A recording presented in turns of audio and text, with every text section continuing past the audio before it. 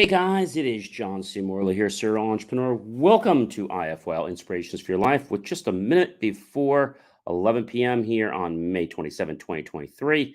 Getting ready to end this month of May in just a couple days. And as we're getting closer to Memorial Day and giving thanks to the vets that gave their lives for us so we can all have our freedom. So thank you very, very much to all of them. Really do appreciate that.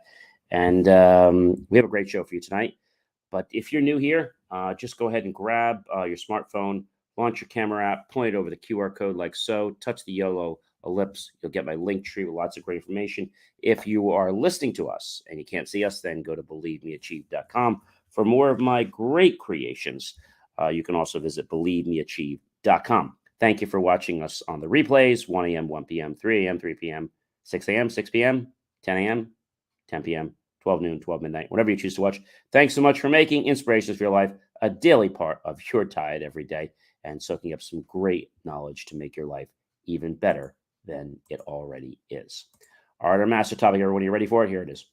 How to put your whole face into it.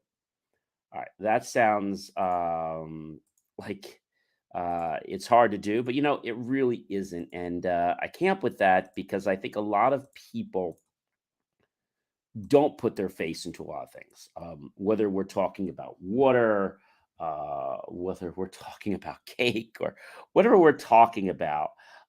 People don't put their whole face in.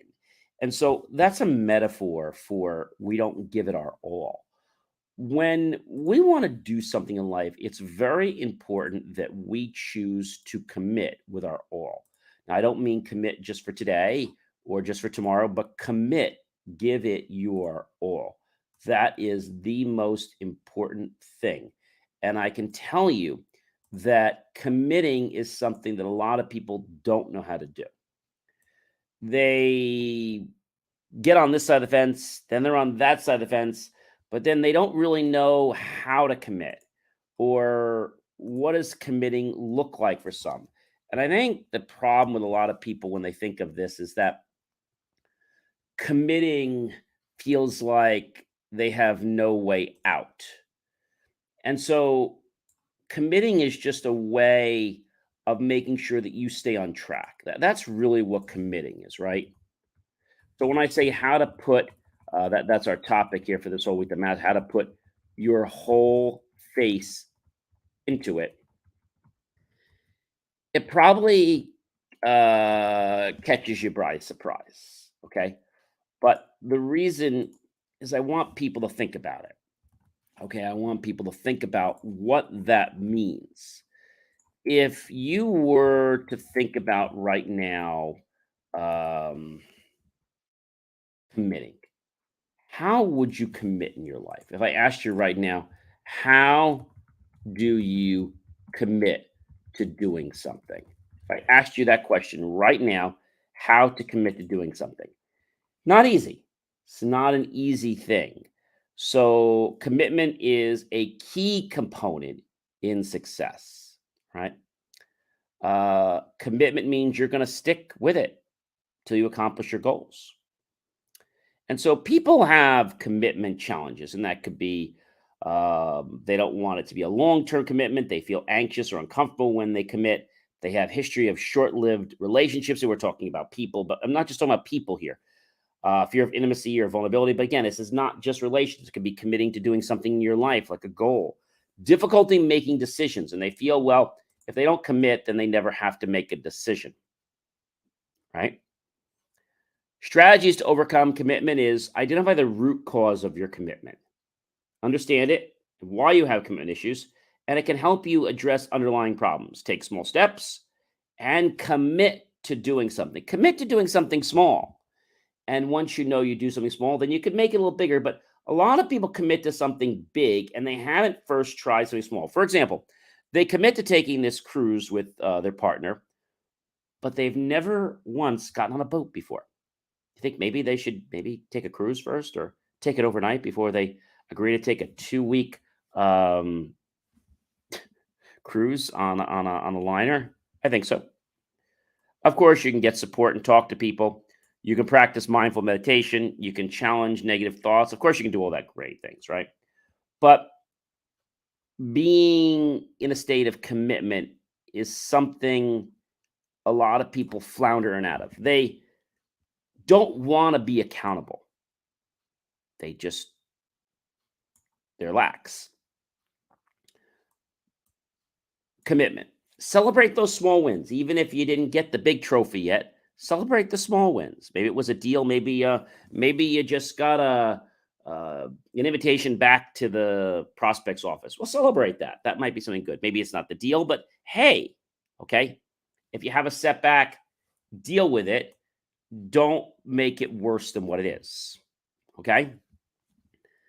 Stay motivated and realize that when you commit, there are benefits to staying on the ship. Okay. Commitment, whether it's relationships or whether it's just staying to an exercise routine, it can be something that feels like it overpowers you. But it doesn't have to overpower you. It really doesn't. It doesn't have to. You can be committed to anything, something that's simple, something that's difficult. Doesn't really matter what it is. You have to be persistent. Okay. And you can be committed to anything. Anything. Create an action plan. Remember that you can think about all these great things, but you still have to take action. Manage your time well, right? And I feel that if you start to get a little bit comfortable being uncomfortable, you're going to get better at this every single day. Sometimes people ask me, hey, John, what do successful people commit to? They're persistent. They hang out with the right people. They do the work. They put the time in. They're self-aware. They're on this mission to learn constantly. I've talked to some people, oh, I'm done learning. I graduated school. Well, I'm glad that you graduated school, but it's more than that. Learning should take place every single day in your life. But if it doesn't, then I feel you might get confused and you might realize, what are you really doing, when the question is, how do you stay on your path? You see, people in life are going to sway you from your path, not because of who you are, but because of who they are. And sometimes other people feel good when they can take you off your path. I think that's terrible, but there's some people that gloat about getting you to not be able to achieve or being able to get off your track. I think that's a very poor thing, but there are people out there, ladies and gentlemen, that do it. So I've got to be honest and share that with you. You have to keep going and don't stop for anything. Does anybody remember? I think it was many years ago. It was called Thomas. Do you remember Thomas? The little engine that could. You remember that? So it was the little engine that could, and it's an American folk tale. It was wildly known in the United States after its publication in the 1930s by Platt and Monk. And the story was used to teach children the value of optimism and hard work.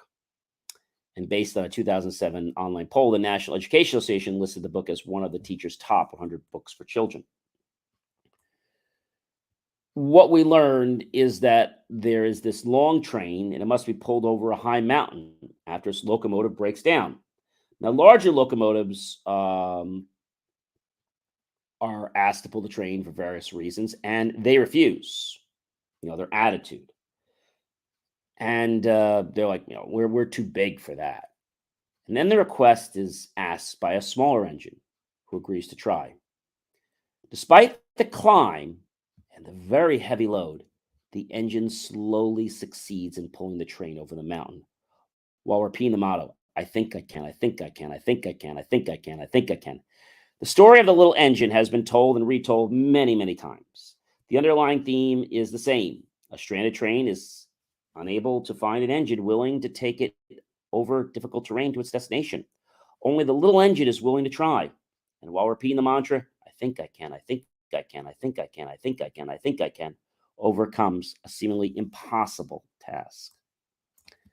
Now, there was an earlier version. A little railroad engine was employed about a station yard for such work as it was built for, pulling a few cars on off the switches.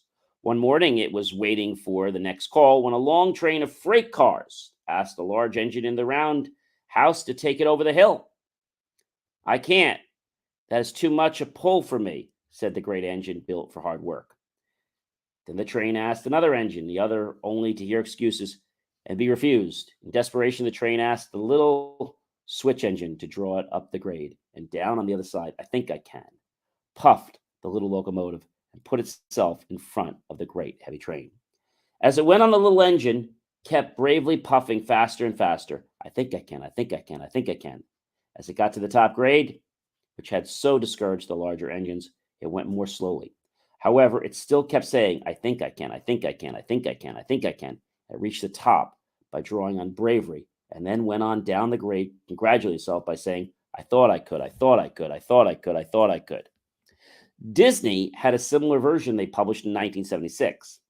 And the story begins with a toy filled train pulled by a small red engine. And it was on its way to a town on the other side of a mountain. But the engine shortly breaks down upon reaching the mountain.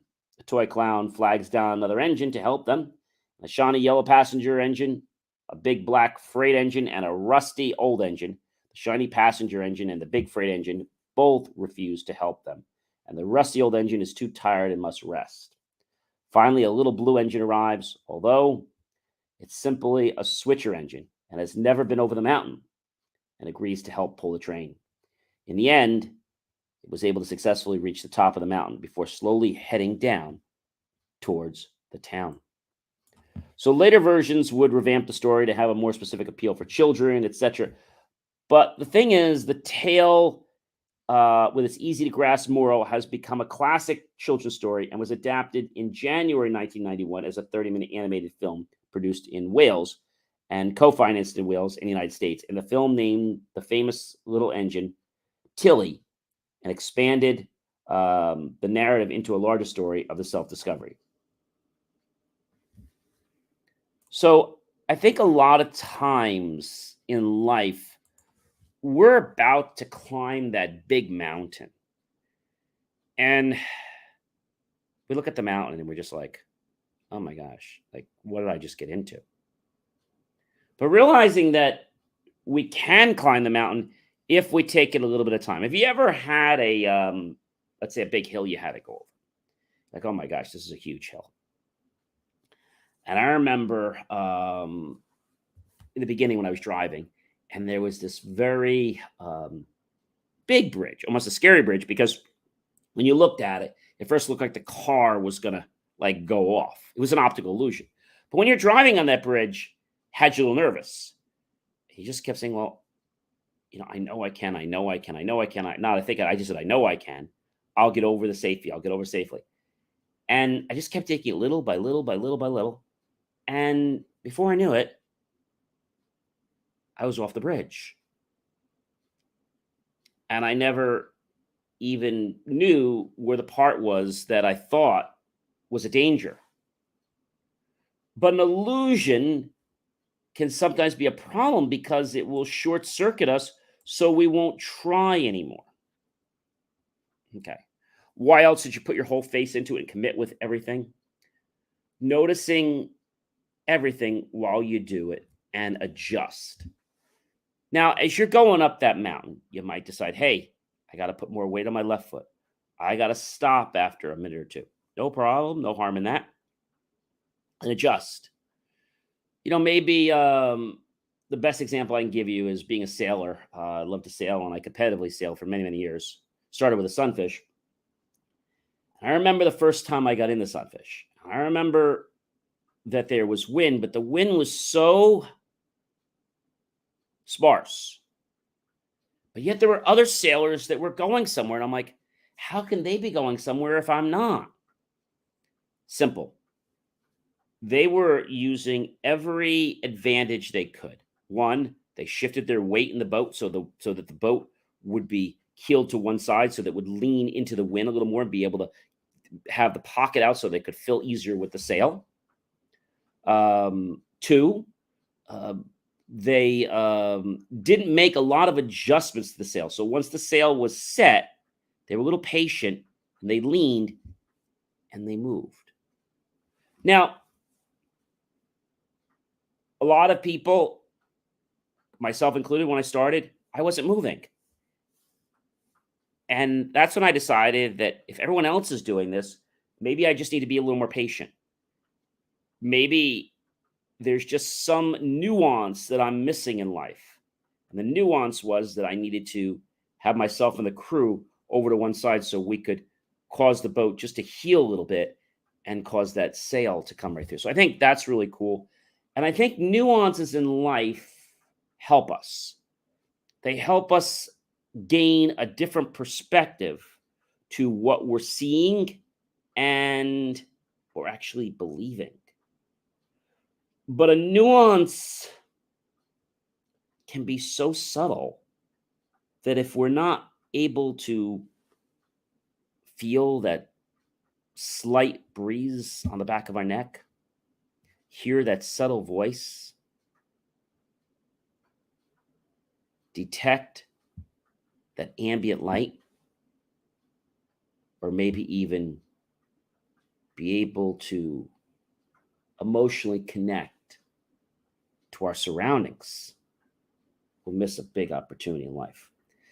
Ladies and gentlemen, this is an amazing week, and I've got lots of surprises for you guys, but how to put your whole face into it, you'll learn later on in the week why I chose that topic a little more. But I want you to just know that for now, putting your whole face into it is my way of saying to you that you need to commit with 100% of your effort. I don't care if the odds seem against you. I just want you to do your best. And this comes from a great movie called Face of the Giants. And I've referenced this before from Shiloh Church, who actually put this on. I believe it was Dave McKendrick, who was one of the producers. And he was also the coach of the team. And when he said to Brock and the people on the team, he's like, I don't want you to just try. I want you to give me your very best, your very best, your very best. I think sometimes we quit on ourselves. And when we quit on ourselves, we quit on others, and we quit on our dreams. Not because we want to. Maybe we get tired. Or maybe we just don't see that light. So we need to realize that if we could just hang on just a little bit more, there's a nuance that's there that could majorly change not only the flow of our sail and the direction, but could also affect the success of our life. I am John C. Morley, serial entrepreneur. It has been an amazing privilege, pleasure, an honor to be with you this fantastic, yes, Saturday evening. I hope you'll like, love, support the channel. Definitely comment below. Tag your friends, colleagues, and associates. Share this out with everyone you know on social media. Go to my YouTube channel, John Space C Space MLAY Space Serial Entrepreneur. Look for that key phrase, everyone. Click on that PayPal link under my channel, John C. Morley, Serial Entrepreneur, and buy my team and I a cup of coffee, a bowl of fruit, or a savory dessert plate. Either way, we're going to be grateful for those pennies and dollars. We'll investments in new hardware, new technology, new equipment, new software, even new facilities to give you the most jaw-dropping motivational content to empower you to be an even better version of yourself. Are you ready to start seeing those nuances? Because when you're ready, they're going to start to appear. But if you're not, they'll just pass you by. Have yourself a great rest of your night. And I hope you guys start having a wonderful Memorial Day weekend. And I'll see you guys tomorrow with another episode and how we can put our whole face into it. Take care, everyone. Have a great night. Have a great morning. Be well.